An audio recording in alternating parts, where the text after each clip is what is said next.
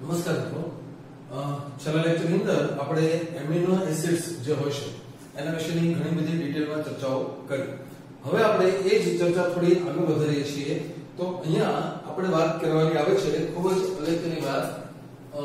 એને આપણે કહીએ છીએ, ખાસ યાદ રાખો, બિન આવશ્યક એમિનો એસિડ.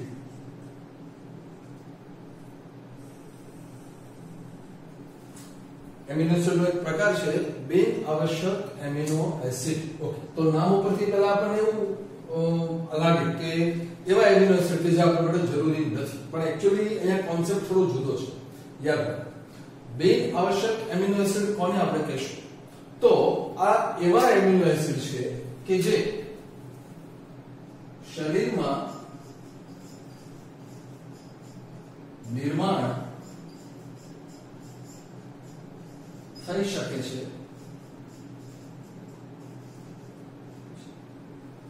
આથી ખોરાકમાં તેમનું પ્રમાણ ઓછું હોય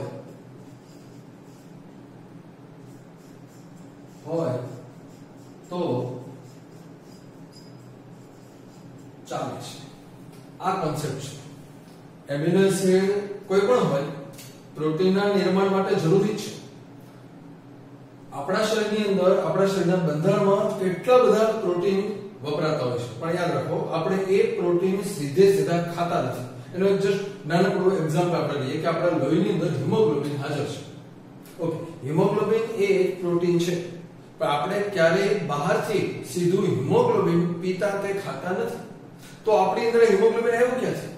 એનો સીધો જવાબ છે કે આપણે હિમોગ્લોબિન નથી ખાતા કે નથી પીતા, પરંતુ આપણે ચણા, મગ, અડદ જેવા કઠોળ અથવા માંસાહારી પ્રાણીઓ હોય તો એ ઈંડા, માંસ એવું બધું ખાતા હોય છે. હવે એ જે ખાય છે એમાં પ્રોટીન છે, એ બીજું કોઈ પણ પ્રકારનું પ્રોટીન છે, પણ એ પ્રોટીન ખાય. આપણે 16મા ચેપ્ટરમાં ભણ્યા છીએ કે જે જઠર હોય છે, જે પાચન માર્ગ છે, એમાં પ્રોટીનનું બધું જ પાચન થઈને અંતે એમિનો એસિડ બની જાય છે. પરિણામ શું આવે છે? ખાસ યાદ રાખજો, ગમે તે પ્રકારનું પ્રોટીન આપણા ખોરાકમાં આપણે લીધું, પણ અંતે પાચન માર્ગમાં એમાંથી બની ગયું બધું જ એમિનો એસિડ. આ બધા જ એમિનો એસિડ અભિશોષણ દ્વારા લોહીમાં ભળે છે. આવું લોહી ફરતું આપણા શરીરમાં બધી જગ્યાએ જાય છે. જ્યારે એ લોહી આપણા અસ્થિ મજ્જાના કોષોમાંથી પસાર થાય ત્યારે અસ્થિ મજ્જાના કોષો આ લોહીમાંથી એમિનો એસિડ કાઢી લે છે. અને અસ્થિ મજ્જાના કોષોને ખબર હોય છે કે આ એમિનો એસિડને કેવી રીતે જોડીએ તો હિમોગ્લોબિન બને, એવી રીતે હિમોગ્લોબિન બનાવી નાખે છે. સેમ સિસ્ટમ જોવા મળે છે આપણને કે આપણા સ્વાદુપિંડમાંથી ઇન્સ્યુલિન બને છે. ઓકે, આપણે બહારથી ક્યાંય ઇન્સ્યુલિન ખાતા નથી, પણ ચણા ખાઈએ છીએ. તો ચણા એમિનો એસિડના બનેલા છે, કારણ કે એમાં પ્રોટીન છે. તો આ ચણાનું શાક તમે જ્યારે ખાઓ છો, એ ચણા તમારા પાચન માર્ગમાંથી પસાર થાય ત્યારે એમાંથી એમિનો એસિડ છૂટા પડી જાય છે. એ એમિનો એસિડ લોહીમાં ભળે અને લોહી ફરતું જ્યારે સ્વાદુપિંડ પાસેથી પસાર થાય છે ત્યારે સ્વાદુપિંડમાંથી એમિનો એસિડ કાઢી લે છે, અને એ એમિનો એસિડને પોતાની રીતે જોડીને એમાંથી ઇન્સ્યુલિન બનાવી નાખે છે. તો એનો અર્થ એવો થયો કે આ બધું જ કરવા માટે આપણા ખોરાકની અંદર આ બધું હોવું જોઈએ. પણ કેટલાક એમિનો એસિડ એવા છે કે જે આપમેળે આપણા શરીરની અંદર બની જાય છે. એવા એમિનો એસિડ એને આપણે બિન આવશ્યક એમિનો એસિડ કહીએ છીએ, કે જે શરીરમાં બને છે, એને કારણે ખોરાકમાં એમનું પ્રમાણ જો ઓછું હોય તો ચાલે છે. તો બીજી બાજુ અહીંયા આપણે જોઈએ એ છે આવશ્યક amino acids, essential amino acid. આ એવા એમિનો એસિડ છે કે જે શરીરમાં બની શકતા નથી, પરિણામે ખોરાકમાં હોવા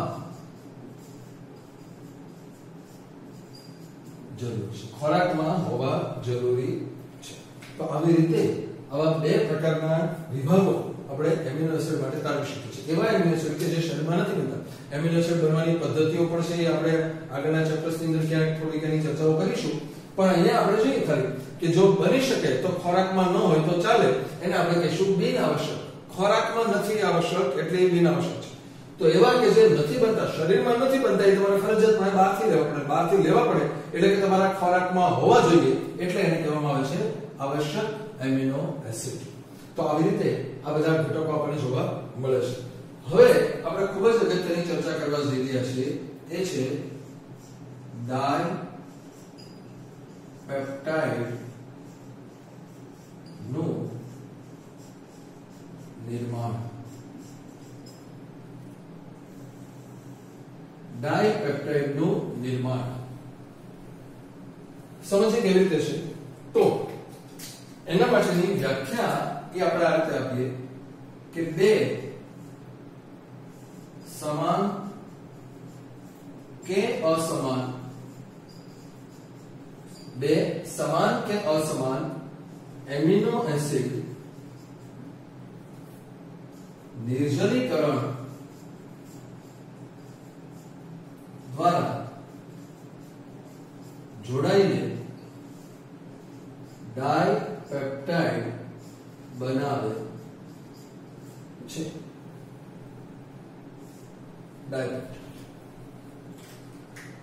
બે સમાન કે અસમાન, આની પહેલા આપણે જે લેક્ચર જોયો એની અંદર આપણે એ વાત કરી કે એમિનો એસિડ હોય છે એમાં વચ્ચે એક આલ્ફા કાર્બન છે. આલ્ફા કાર્બનની ત્રણ બાજુ એવી રચનાઓ છે કે જે બધા એમિનો એસિડમાં સમાન છે. ઉપર હાઇડ્રોજન છે, એક બાજુ એમિનો સમૂહ છે, એક બાજુ કાર્બોક્સિલ સમૂહ છે. આ બધું સમાન છે. નીચે આ જે વચ્ચેમાં 20 જુદા છે. તો આવા કોઈ પણ બે એમિનો એસિડ સમાન હોય કે અસમાન હોય એ એકબીજા સાથે નિર્જલીકરણ દ્વારા જોડાય છે. યાદ રાખો પ્રક્રિયા નિર્જલીકરણ. તો નિર્જલીકરણની પ્રક્રિયા કેવી રીતે થાય એને આપણે એક ચાર્ટ અથવા તો એક આકૃતિ દ્વારા સમજીએ. ધારો કે હું અહીંયા બતાવું છું એક કાર્બન, એની એક તરફ આ કાર્બોક્સિલિક એસિડ સમૂહ આ રીતે આવેલો છે, COOH, ઉપર હાઇડ્રોજન છે, આ બાજુ NH2 સમૂહ છે, અને નીચે અહીંયા આ R છે. આપણે આ જાણીએ છીએ આ R છે. આ એક એમિનો એસિડ છે. હવે હું આવો જ એક બીજો એમિનો એસિડ અહીંયા સાઈડમાં બતાવું છું. આ છે કાર્બન, કાર્બનની સાથે અહીંયા NH જેની જરૂર છે એને વિસ્તૃત કરીને લખેલું છે. જો અહીંયા કાર્બોક્સિલિક એસિડ એક્ચ્યુઅલી આપણે COOH લખીશું, પણ અહીંયા આપણે વેપાર એની જરૂર છે. એ જ રીતે NH2 સમૂહ એ આ જ છે, પણ N અને HH ને અલગ બતાવ્યા છે. અહીંયા આની ઉપર છે હાઇડ્રોજન, અહીંયા છે C ડબલ બોન્ડ O, અહીંયા છે OH, અને અહીંયા આ છે R. યાદ રાખો આ વચ્ચેનો જે C છે એ આલ્ફા કાર્બન છે. અહીંયા આ પણ કાર્બન છે, પણ આ કાર્બન આલ્ફા કાર્બન નથી, આલ્ફા કાર્બન આ છે. તો હવે તમે અહીંયા જુઓ કે બે એમિનો એસિડ જ્યારે નજીકમાં હોય છે ત્યારે એક એમિનો એસિડનો કાર્બોક્સિલિક સમૂહ એ બીજા એમિનો એસિડના એમિનો સમૂહના સંપર્કમાં આવે છે. પરિણામ એવું આવે છે કે આ જગ્યાએથી કાર્બોક્સિલિકનો OH અને એમિનોનો H એકબીજા સાથે જોડાઈને પાણીનું નિર્માણ કરી નાખે છે. આ આટલું અહીંથી નીકળી જશે, પાણી બની જાય છે. પરિણામ એવું આવે છે કે કાર્બન ઉપર એક જગ્યા ખાલી પડે છે અને એક જગ્યા આ નાઇટ્રોજન ઉપર ખાલી પડે છે, અને એટલે આ કાર્બન આ નાઇટ્રોજનની સાથે બંધ બનાવી નાખે છે. કાર્બનનો બંધ સીધો નાઇટ્રોજન સાથે બની જાય છે. પરિણામ એવું આવે છે, અહીંયા હું જે બતાવું છું એ આ છે C. આ પહેલા એમિનો એસિડનો કાર્બોક્સિલિક એસિડનો C, અહીંયા આપણે બતાવીએ ડબલ બોન્ડ O. બાકીનું બધું જેમ હતું એમ આ આલ્ફા કાર્બન, ઉપર હાઇડ્રોજન છે, અહીંયા NH2 સમૂહ છે, અને અહીંયા આ R છે જે હતું એમ નામ લખ્યું છે.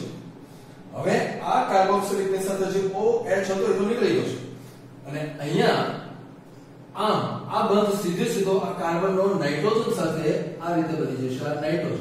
આ નાઇટ્રોજન બીજા એમિનો એસિડ છે, તો એની ઉપર એક હાઇડ્રોજન નીકળી ગયો છે, પણ હજુ એક હાજર છે. એટલે અહીંયા આ H, બાકીનું બધું એમ આ C છે, એની ઉપર હાઇડ્રોજન છે, નીચે અહીંયા R છે, અને અહીંયા O O H આ કાર્બોક્સિલિક એસિડમાં આખો લખી નાખ્યો છે. તો અહીંયા આપણને જોવા મળે છે કે આ આખો પદાર્થ અહીંથી શરૂ કરીને અહીંયા આવી ગયો. તો આ જે પદાર્થ બન્યો એ છે ડાયપેપ્ટાઇડ. આ પદાર્થ એ છે ડાયપેપ્ટાઇડ. અને અહીંયા જે બંધ બન્યો છે ખાસ રાખજો, આ બંધની વાત છે. ગ્રીન કલરના એરોમાં જે આપણને દેખાય છે આ બંધ, એને નામ આપવામાં આવે છે પેપ્ટાઇડ બંધ. યાદ રાખો, પેપ્ટાઇડ બંધ. આવા નામ યાદ રાખવાના છે તમારે. નિર્જલીકરણ થયું છે અહીંયા, નિર્જલીકરણ છે. આપણે યાદ રાખો, કાર્બોદિતની અંદર આપણે નિર્જલીકરણ થયું ત્યારે ગ્લાયકોસિડિક નામ આપણું છે બંધનું નામ.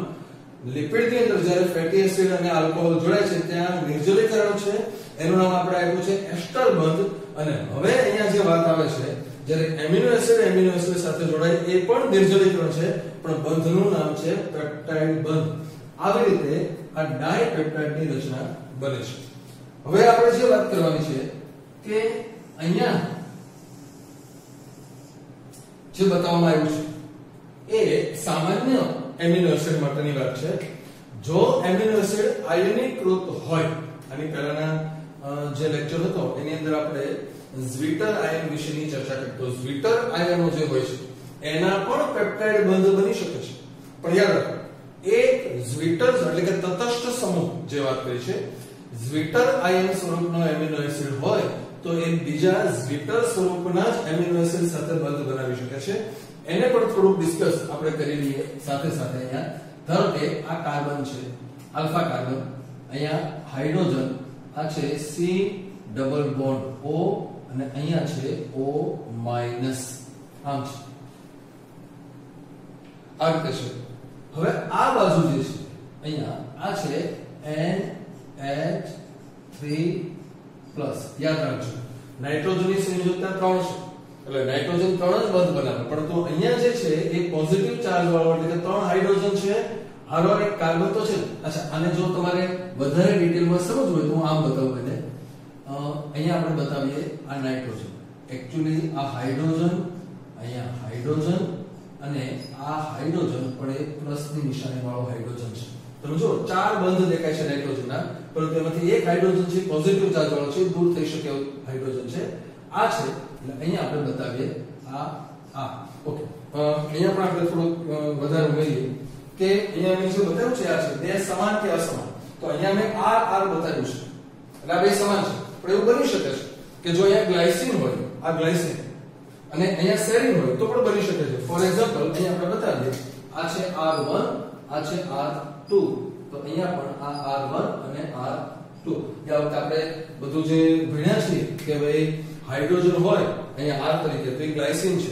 જો એ જ રીતે અહીંયા CH3 મિથેન હોય તો ત્યાં એલેનિન છે, તો હાઇડ્રોક્સી મિથાઇલ હોય તો સેરીન છે. એવું આપણે જાણ્યું છે. તો ટૂંકમાં એ રીતે બની શકે છે. અહીંયા પણ આપણે બતાવીએ, ધારો કે આ R1 આ રીતે છે. હવે જ્યારે આની બાજુમાં કોઈ આવો જ એક ઝ્વિટર સ્વરૂપનો એમિનો એસિડ આવે છે ત્યારે ફરી પાછી આ જ પરિસ્થિતિ. આ કાર્બન છે, એની પર અહીંયા હાઇડ્રોજન છે, અહીંયા C ડબલ બોન્ડ O અને અહીંયા O માઈનસ. આ બાજુ આ નાઇટ્રોજન છે, અહીંયા હાઇડ્રોજન, આ હાઇડ્રોજન અને અહીંયા છે H+. આમ છે. તો આ બાજુ અહીંયા આપણે બતાવીએ R2. ઓકે. તો હવે શું જોવાનું છે આપણે? બે બાજુ ખાસ સમજો, સેમ વસ્તુ છે, બધી જ રચનાઓમાં એક સમાન છે. આપણે માત્ર એને અહીંયા થોડું ગોઠવણી અલગ અલગ બતાવીશું. અહીંયાથી જે દૂર થશે એ આમ દૂર થશે,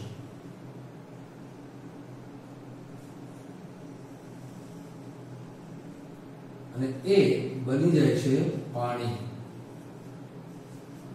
એને આપણે ઇવેલ્યુએટ કરીએ એટલે કે સમજીએ કેવી રીતે છે.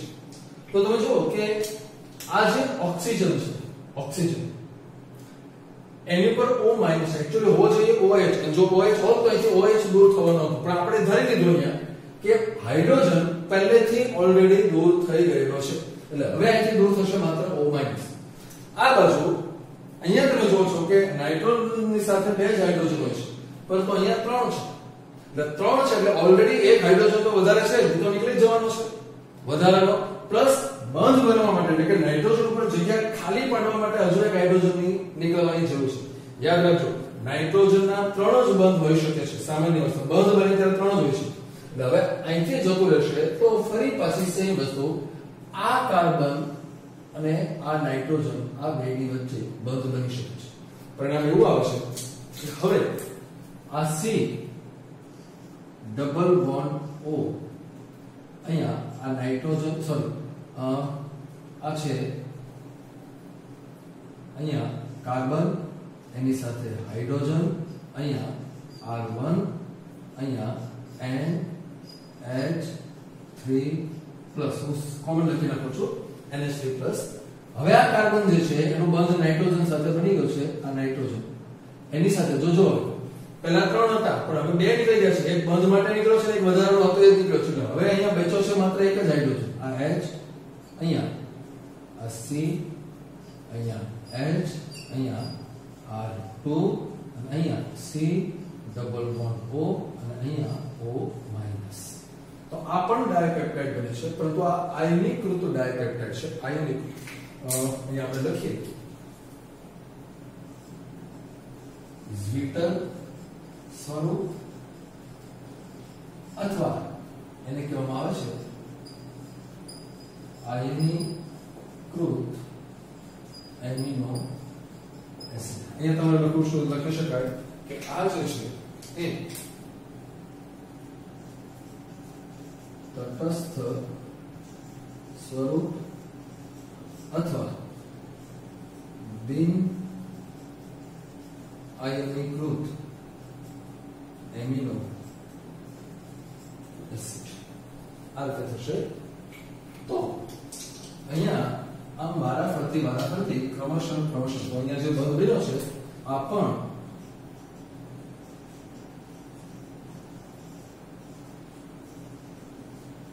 પેપ્ટાઇડ બનશે. હવે શું જોશો આની ઉપર વધારે ડિટેલ ચર્ચા નહીં કરીએ, આપણે આની ઉપર જ વધારે આગળ આવીશું.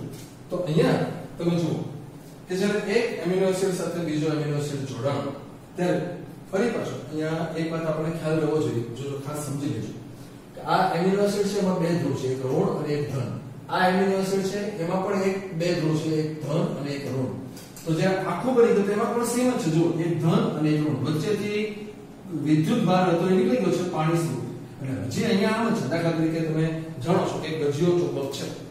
ગજિયા ચુંબકની અંદર આપણે જે એક્ઝામ્પલ જાણીએ છીએ આ ધારો કે નોર્થ પોલ છે, આ સાઉથ પોલ છે. અત્યારે આમાં બે પોલ છે, નોર્થ અને સાઉથ. જો એના ટુકડા કરી નાખવામાં આવે તો નોર્થ તો નોર્થ જ રહેશે, સાઉથ તો સાઉથ જ રહેશે. પણ અહીંથી ટુકડા થશે ત્યારે જે ટુકડા છે એનો આ બાજુનો ભાગ સાઉથ બની જશે અને આ સાઉથની સામે અહીંયા નોર્થ હશે. એટલે કે બેમાં હવે બબે. સેમ વસ્તુ અહીંયા છે કે બેમાં બબે છે, પણ જ્યારે જોડાણ ત્યારે વચ્ચેથી બે નીકળી ગયા હવે પાછા બેમાં આખામાં પણ બે જ છે. તો આવી રીતે એ વિદ્યુત ભાર પણ એવી રીતે સમાનતાથી વહેંચાતો છે. હવે આપણે જે વાત કરવા જઈ રહ્યા છીએ એમાં અહીંયા આપણે જોઈએ પોલીપેપ્ટાઇડ નું નિર્માણ. પોલીપેપ્ટાઇડ નું નિર્માણ કેવી રીતે થશે? તો અહીંયા જોઈએ આપણે કે ઘણા બધા એમિનો એસિડ ક્રમશઃ પેપ્ટાઇડ બંધ વડે જોડાઈને પોલીપેપ્ટાઇડ નું નિર્માણ કરે છે. ઘણા બધા એમિનો એસિડ જોડાય છે અને પોલીપેપ્ટાઇડ બનાવે છે. કેવી રીતે બને છે એ સમજવા માટે આપણે આ જે વસ્તુ છે એને અહીંયા ફરી પાછી બતાવીએ. તો ધારો કે આ રચના એ આમ છે. હું ડાયપેપ્ટાઇડ બતાવું છું. પહેલા આ કાર્બન છે, અહીંયા NH2 ઉપર હાઇડ્રોજન, અહીંયા R1, અહીંયા C ડબલ બોન્ડ O, અહીંયા N એની ઉપર હાઇડ્રોજન, અહીંયા C આ હાઇડ્રોજન અહીંયા છે R2 અને અહીંયા છે COOH. તો આજે બતાવ્યું છે ડાયપેપ્ટાઇડ છે એટલે કે બે એમિનો એસિડ એકબીજા સાથે જોડાયેલા છે. પરંતુ તમે જુઓ છો કે આ જે આખો ડાયપેપ્ટાઇડ છે એની આ બાજુ અહીંયા કાર્બોક્સિલિક એસિડ સમૂહ છે. હવે જો એક ત્રીજો એમિનો એસિડ અહીંયા મૂકવામાં આવે અહીંયા, તો એનો એમિનો સમૂહ અહીંયા બાજુમાં આવશે. તો સેમ વસ્તુ જેમ આ કાર્બોક્સિલિક ની સાથે એમિનો સમૂહમાં સંપર્કમાં આવે છે એ જ રીતે અહીંયા પણ એ વસ્તુ થશે. પરિણામ એવું આવે છે કે જે બંધ છે એ આ રીતે બનશે. હવે જોજો હું બંધ બનાવું છું. અહીંયા આ કાર્બન છે, આ ડબલ બોન્ડ O, અહીંયા ફરી પાછો N, ઉપર H, અહીંયા C, અહીંયા H, આ છે R3, અહીંયા C, ડબલ બોન્ડ O. હજુ એક એમિનો એસિડ બતાવું છું અહીંયા. તો આ બાજુ અહીંયા છે નાઇટ્રોજન, આ હાઇડ્રોજન, આ કાર્બન, આ હાઇડ્રોજન, અહીંયા છે R4, આ C, ડબલ બોન્ડ O, અહીંયા આ નાઇટ્રોજન, કાર્બન, આ હાઇડ્રોજન, હાઇડ્રોજન, અહીંયા R5, અહીંયા C, ડબલ બોન્ડ O અને OH. તો જો તમે 5 એમિનો એસિડ ની હારમાળા અહીંયા મેં બતાવી છે. 5 એમિનો એસિડ તો બની ગઈ છે પોલીપેપ્ટાઇડ.